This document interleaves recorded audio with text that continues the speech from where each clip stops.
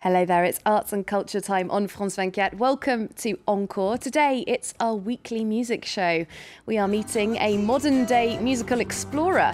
We'll be asking Vincent Moon about shooting with the likes of Phoenix and Arcade Fire.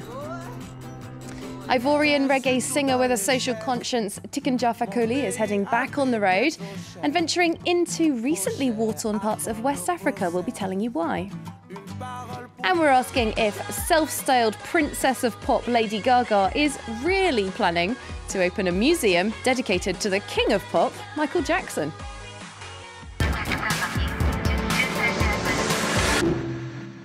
Thanks very much for joining us here on the show. And hello as well to our guest, Vincent Moon. Bonjour. Very nice to have you with us. And hello to our music critic, Mark Thompson. Happy to be here again. Hi there. Let's start with some musical innovations from Vincent. He made his name shooting seemingly off-the-cuff acoustic sessions with artists including Arcade Fire, Tom Jones, many others, and young up-and-comers too. After a couple of falling outs with record labels, he turned to more in-depth filmmaking, concentrating on true passion projects, including filming Indigenous music across the world. Vincent, you've had an incredibly interesting few years. Can you first tell us about how you came to filmmaking and to the point that bands like R.E.M. requested that you work with them? No, it went pretty fast. I guess it was like 10 years ago. I was a photographer and I started to get into really deeply into music. I was living in Paris, just going out every night actually to see a show, and then I became friend with mostly with one band at the time, which were not really famous, was named The National. And little by little we started to plan projects, and I made a little music video for them. And then a guy that I didn't know at the time, Cried, had a website, a blogothèque, and he wanted to start a little thing online. And he asked me, oh, maybe we can do it together. He will produce and I will direct those little clips. And the idea from the very beginning was to do something very intimate with those bands, you know. It's much more casual, isn't it? It's almost like they're doing a little show just for friends, kind of thing. Yeah, just to really strip down to the bone this whole idea of what's a recording of music, you know. And I really wanted to record live music. Yeah. Because all the music videos through the 90s sort of like set up something very different, which is very produced with lots of money, and I was really trying to make something without money almost involved, you know, and really trying to just to bring it back to the core, to the essence of what is it to play music.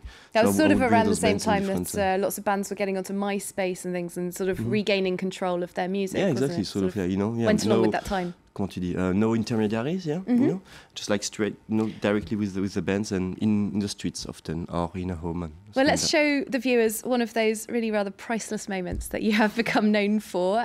This is from the takeaway shows before they really properly took off. It's the French rock band Phoenix playing at the Eiffel Tower, no less.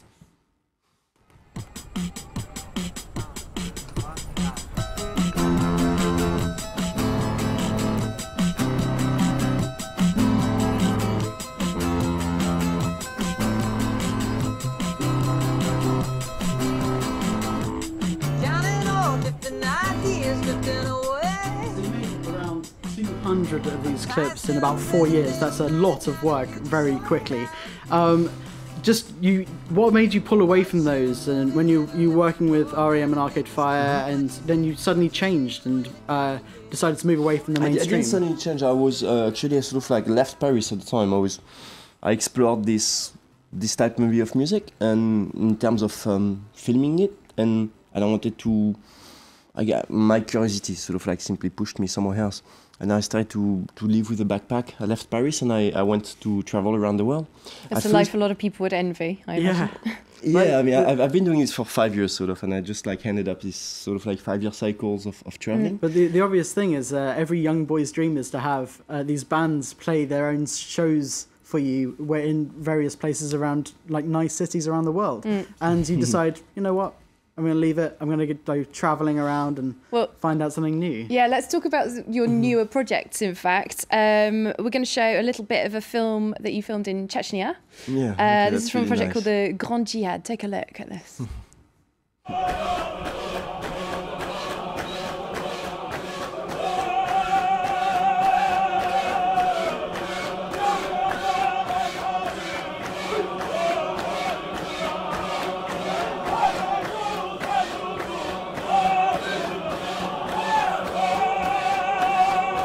Okay, so there we go. This is from the Gandhi Head, and this is from your much more recent things to do with sort of much more ancient sort of music forms, indigenous music around the world. Now, the title really sticks out in people's minds, I think, Grand Jihad, the big jihad. What does that mean? Oh, well, basically the meaning of jihad in the Quran, there's two different meanings, actually, the little and the great jihad. And I wanted to use this name, the great jihad, because just to put a light on the real meaning of jihad, on that meaning of the jihad through the Quran, which is actually the fight against your inner self, the fight with your own ego. While the little jihad, which is the one we know nowadays, is sort of like the war against the others, you know, the non-converts and so on. So that's why I wanted just to put like this little point on that.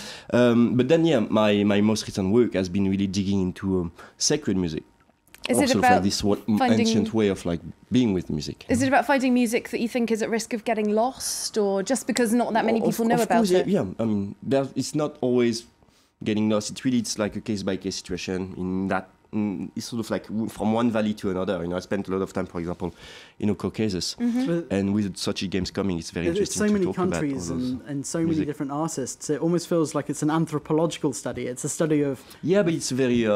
sometimes it's a very poetical study in a sense, because I'm not at all an I don't have any background into such studies, into anthropology and so on, and I just go there by myself, just really alone with my backpack, and I just meet people in every places like that. How do you pay for this? Is the obvious question. I just live with very little amount of money. Just I have my camera and my computer, and I just go and people offer me places to stay. You ask for donations on your website. Yeah. All my work is on donations on my website. All my work is for free on internet, and I don't really show it in film festivals or anything. I don't show it on TV. And you're trying to get crowdfunding for an album of the music that you recorded whilst you're in Russia. Is that right? I was in Russia and I was recording mostly. I was making a project mostly on ethnic minorities in Russia.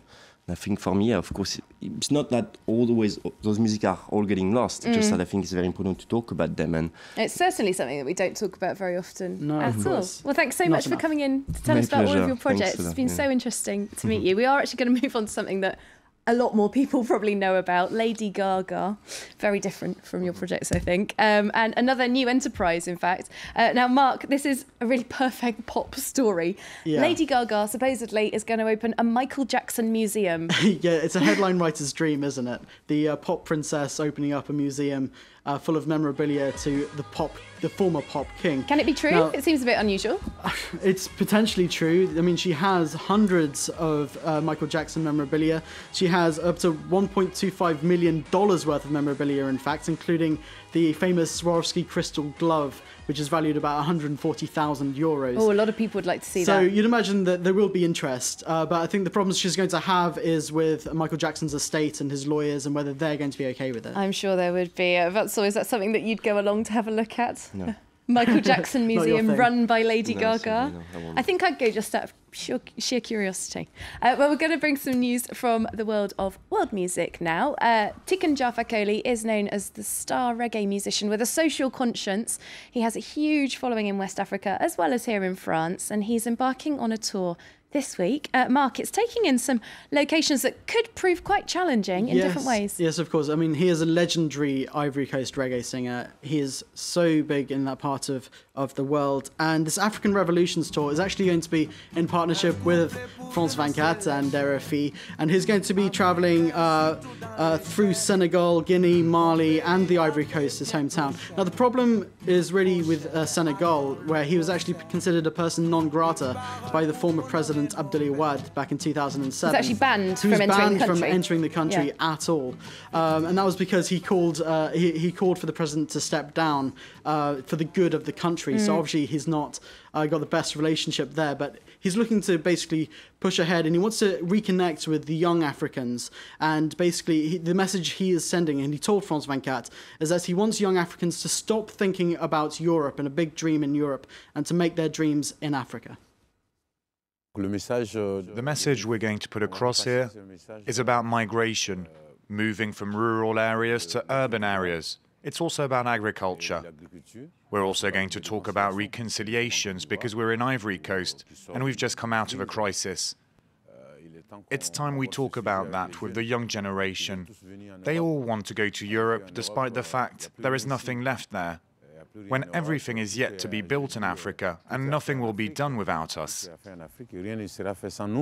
Vincent, you're a very widely travelled man, as we've just said. What do you think about that idea of African artists really taking back control of their own music? Oh, I think it's very important. I think and Tiken Jah has been there forever, in my opinion, and he really is one of those like really great African musicians, leader, which goes way beyond music, I think, and I think it's very important. Yeah. Well, he's going to be travelling around those 4 countries that we mentioned, including Mali, which was recently war-torn. So we do wish Tiken Jah Fakoly luck with his tour there. That does just about bring us to the end of the show. Vincent and Mark, thanks very much for being with us. So just before we go, we have just had the Golden Globes Awards over in Los Angeles, and the Best Original Song Award went to U2 for their song Ordinary Love, which they wrote for the Mandela film. The only award that film won at the Golden Globes, in fact. Mark, to be honest, I saw this film and I don't particularly remember the song. Why do you think it won? I think it won mainly because obviously everyone is remembering Mandela this year and last year after his death, and it's a really poignant moment.